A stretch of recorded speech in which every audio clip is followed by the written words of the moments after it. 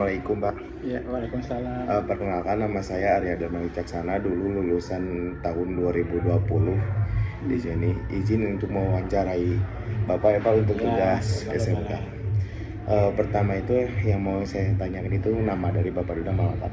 Oh, nama Bapak tuh Otong Surana Harja. Biasanya sama murid dipanggilnya siapa Pak? Pak Otong.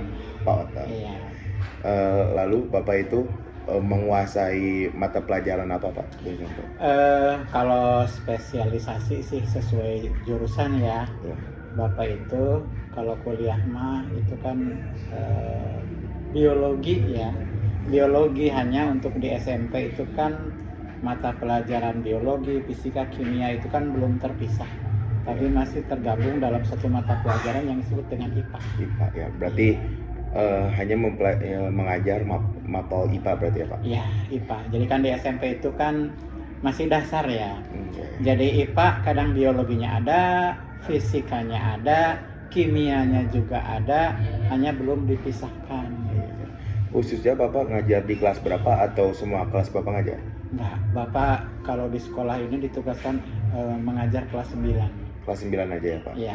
Berarti yang udah mau hampir ke kelas ke SMK berarti ya Pak? Iya, jadi mereka persiapan untuk melanjutkan ke SLTA. Oh iya. Lalu metode pengajaran apa yang biasanya Bapak lakukan itu, yang mengajarnya itu murid-murid biasanya menyukai gitu? Kalau mengajar itu biasanya kan kita metode itu kan ya sesuai dengan tuntutan ya, materi ya. Kalau di tujuan, kalau sekarang itu kan di capaian pembelajaran ya. Di capaian pembelajaran itu menuntut anak itu untuk melakukan, maka Bapak harus menggunakan metodenya praktek. Ya, praktek dibawa ke lab gitu kan. Nah, kalau misalnya ada anak dalam bentuk tugas atau dan sebagainya, biasanya dilakukan dengan diskusi kelompok dan mungkin ceramah juga ada. Jadi situasional, jadi tergantung materi yang diberikan, kemudian tuntutan dari capaian pembelajaran yang diminta, kita akan menyesuaikan metode yang digunakan. Hanya yang pasti metode itu harus menuntut anak bagaimana dia tertarik dan merasa senang belajar di materi itu. Jadi gitu. tidak monoton gitu ya Pak. Jadi metodenya itu selalu berubah-ubah gitu Ya, Pak. Kadang praktek, kadang teori, kadang berkelompok. kadang berkelompok, kadang ceramah juga ada gitu kan ya. Nah lalu kalau di Bapak sendiri ada aturan kelas sendiri nggak sih? Biasanya kan beberapa guru itu punya aturan khusus sendiri di kelasnya. Kalau di Bapak itu punya aturan khusus nggak sih? Kayak contohnya buku misalnya wajib sampulnya gimana atau gimana Pak? Kalau aturan itu yang lebih baku ya, yang lebih baku. Sebetulnya tidak ada kewajiban anak harus menggunakan buku ini, buku itu. Karena buku itu sebetulnya sudah disediakan ya. Yeah. Buku paket itu di sekolah sudah disediakan. Itu istilahnya anak diberi pinjam. Yeah. Tapi diberi pinjam bukan arti membayar ya. Yeah. Diberi pinjam itu berlaku setiap 1 semester. Nah, untuk yang sekarang kebetulan paketnya itu bergabung, jadi anak itu bisa menggunakan buku itu selama 1 tahun.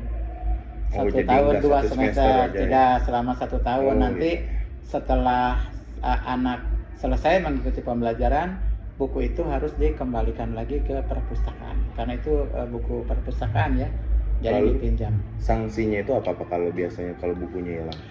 Ya, namanya anak-anak. Kadang sudah diperingatkan juga tetap aja hilang karena keteledoran ya. Misalnya ada yang hilang, ya, ada yang rusak. Ada yang rusak, namanya anak-anak.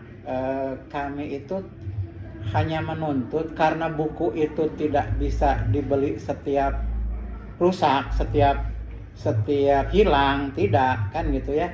Makanya dari awal itu diminta ke anak-anak, kalau buku itu rusak, kalau rusak dipakai itu tidak apa-apa asal ada kan gitu ya, ada. Jadi kan sering dibaca itu kan pasti rusak ya. Ya mungkin kayak tidak kembali kegores-gores ya sedikit, tidak ya. Yang penting itu halamannya utuh, itu tidak apa-apa. Dan kami mengingatkan bahwa buku itu harus dijaga ya, karena akan dipakai lagi oleh adik kelasnya nanti. Itu kan. Kemudian bagaimana kalau hilang?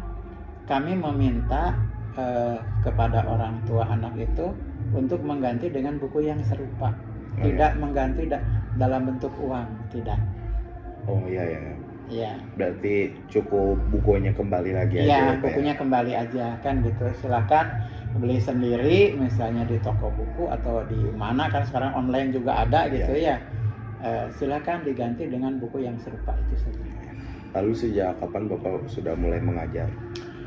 Bapak itu pertama kali mengajar itu kan secara kedinasan, artinya diangkat ya sebagai guru PNS itu tahun 1994. Ya, jadi hitung saja sampai sekarang tuh udah berapa tahun ya, 2020.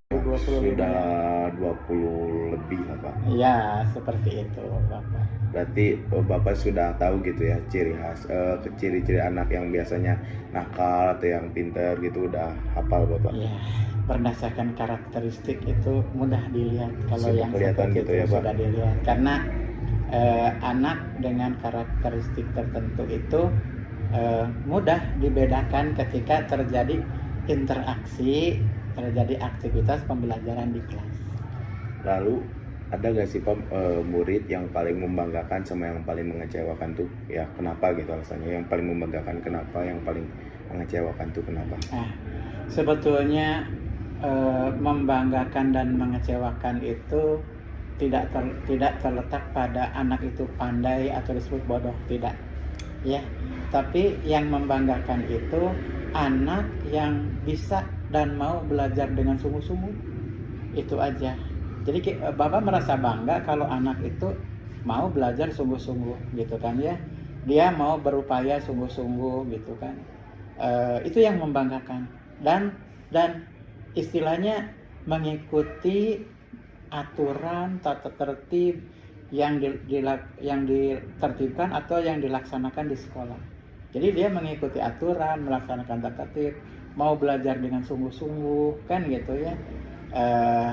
Mudah diarahkan, itu sebetulnya yang membanggakan bagi Bapak.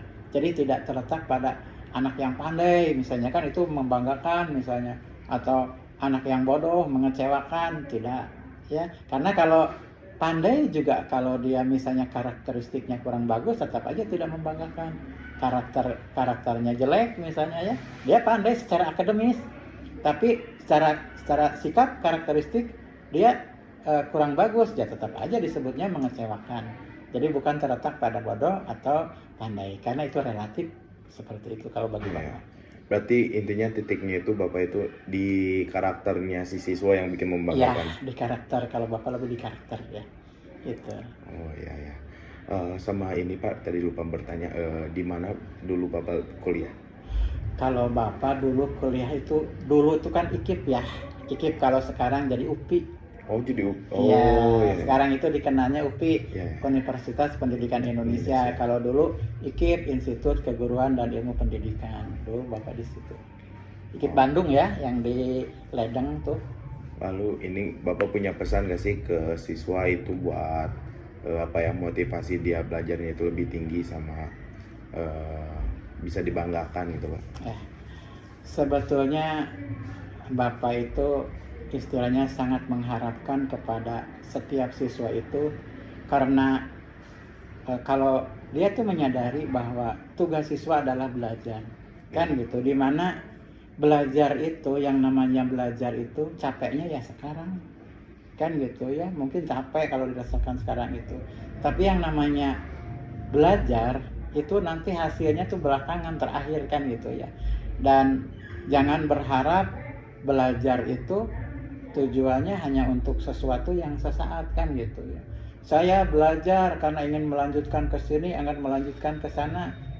Kalau targetnya ke arah sana, biasanya perasaannya terpaksa, tapi beda dengan cita-cita.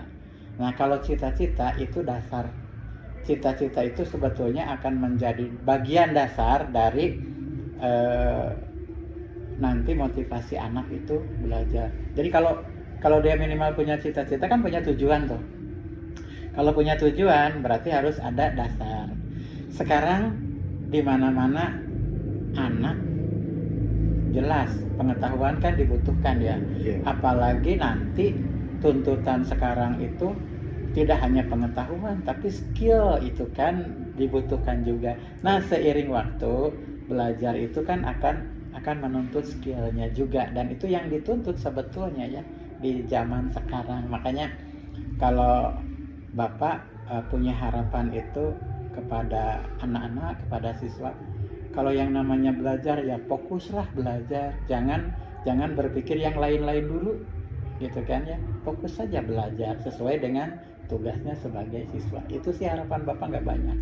Jadi intinya jalani aja tugas yang sekarang ya Pak ya. Gitu. Oke. Terima kasih ya Pak, maaf sudah mengganggu waktunya. Nggak apa-apa, sama-sama. Assalamualaikum. Waalaikumsalam warahmatullahi wabarakatuh.